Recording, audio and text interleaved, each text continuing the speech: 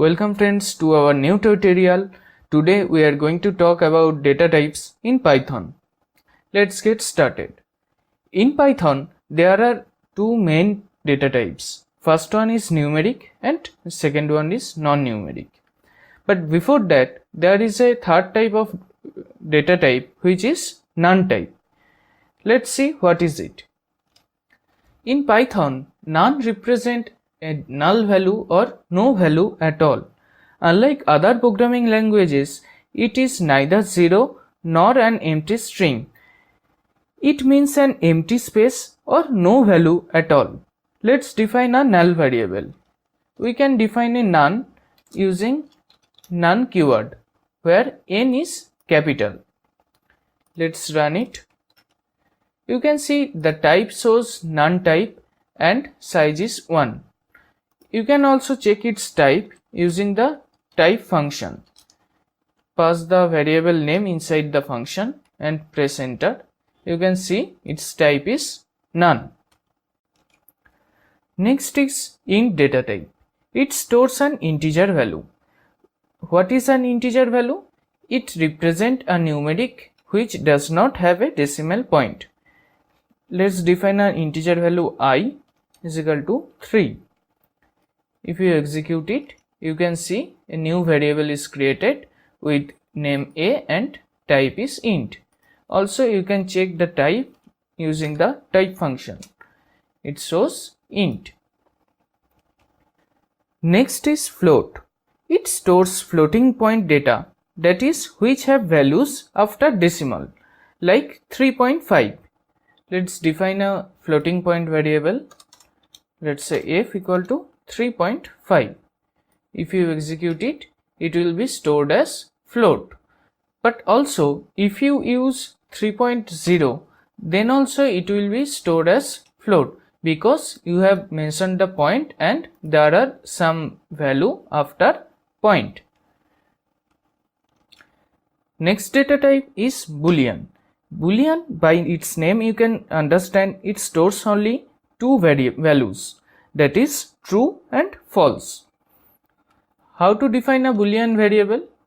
You can define it like this. Here you can pass true or false.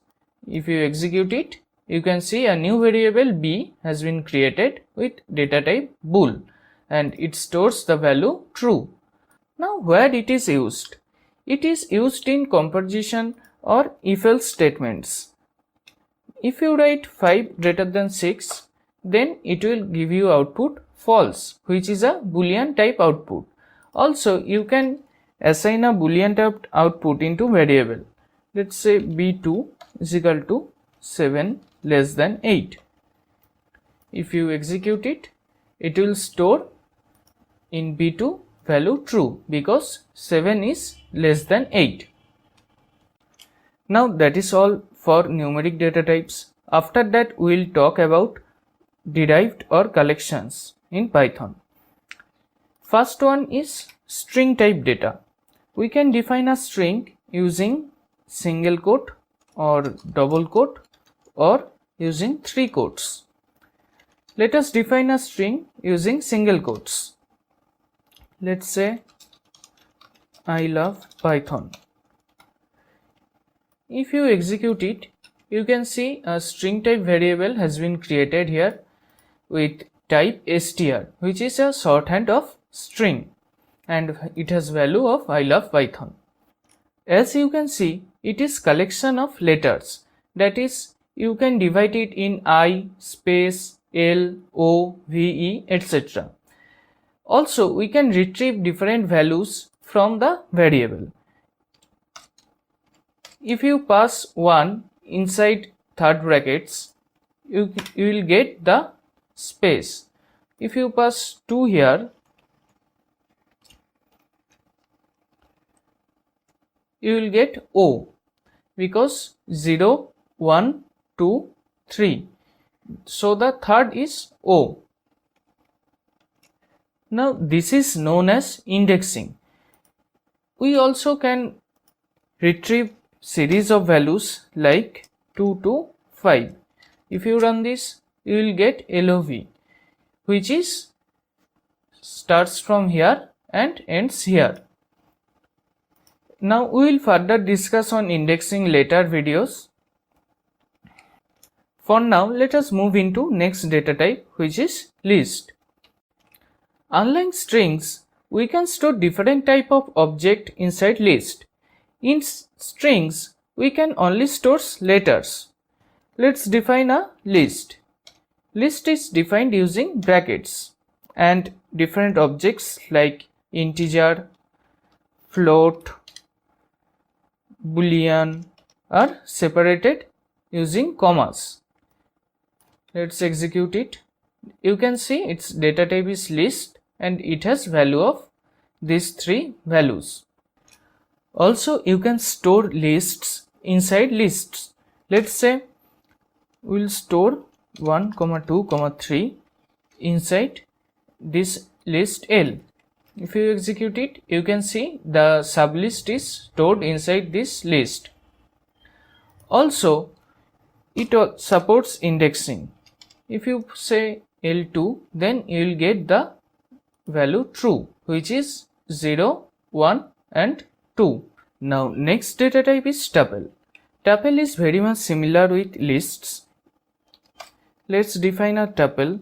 Tuple is defined using first brackets 1, 2, 3. We have defined a tuple T with values 1, 2 and 3. The only difference with list is tuple is immutable. What that means? That means tuple elements cannot be edited after they are initialized. Let's say if you try to do t1 equal to 10. Here t1 is 2 and we are updating it with value 10. If you execute it, you will get an error. But if you do the same thing using list, here list 1 has 4.5. If you execute it, the first element is edited to 10. Let's check it again. Let's say we want to convert this true value into false. So true is located in 0, 1, 2. We can access it using 2 and send the value false. Execute it and boom, it's updated. Now next data type is dictionary. What is a dictionary? It stores key and value pairs. What is that? Let's check it out. Dictionaries are defined using curly braces. Here we should pass key, colon and then value. Here key can be anything but list or a dictionary itself, and value could be any object in Python. So let's define key 1 and value 100, comma 2 and value 200. If you execute it, you can see dictionary D has been created with the following values and data type is dict. To access its values, instead of indexing, we need to pass the key. If you pass the key D2, then it will return 200. If you pass D1, it will return 100. But if you pass 0, then it will say key error. That means key does not exist. Now there is a constraint of using key values, which is you must define keys unique. Let's say you have another value 2000. If you execute it, you will see 200 is updated with 2000, but 200 is lost in the process. You can access dictionary keys using keys method. You can write keys, first bracket, and execute it. You will get the set of keys. In the same way, you can access its values. If you write values and then execute it, you will get the list of values. Now there is another data type, which is set. Set can store unique values only. Let's define a set with curly braces Let's say we want to store 1, 2, 3, these three values. If you execute it, you can see in variable explorer it is not showing here, but if you write s in the console, you will get the output as 1, 2, 3. Let's check if we pass duplicate values here. Let's say we want to pass 2 and 1 again. If you execute it, you will see that no error is thrown. But if we press S, then you can see only 3 values are returned. Now in Python, you can change one data type to another data type. Let's check it out. Let's say we have an integer variable 3 and let's say we want a float variable with the same value of a. To do this, we can use the float method a. If you execute these two lines, you can see a has value 3 and f has value 3.0. Let's do that in reverse way. Let's define a value f equal to 5.6 and let's define an integer variable I and use int function and pass f. If you execute it, you can see f has now value 5.6 but integer has value 5. This is known as downcasting. That means the 6.6 is lost in this process. We can also use string variables also. Let's define a string variable s is equal to 2.3. Now you can clearly see it should be defined as float, but if you run it, it will be a string. To convert it into float, you can use f equal to float and pass the variable name, which is s.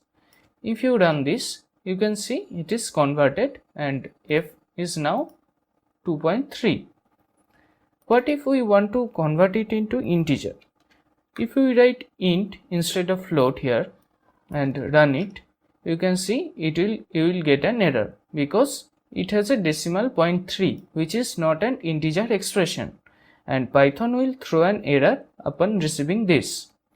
To get around this, we can use one method known as eval, which is short form of evaluate. If you pass s here and run it, you can see it will return 2.3.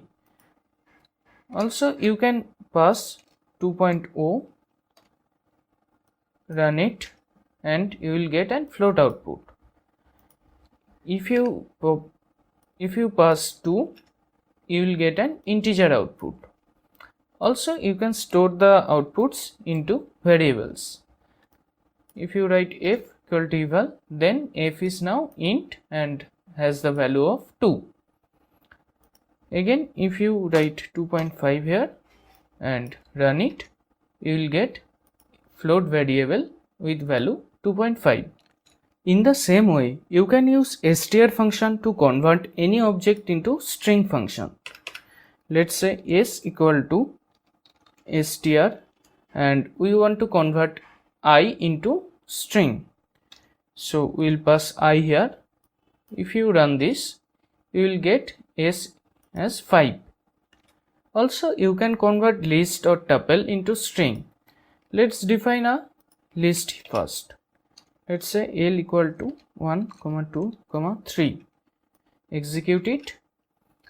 Now you can use the variable name L into S. If you execute it, you can see S has now value of 1, 2, 3, which is a string. If you print this, then you will see it is inside quotes and has value bracket 1, space 2, space then 3 and then a closing bracket. Now among these, string, list and dictionaries are very important in Python and are used extensively.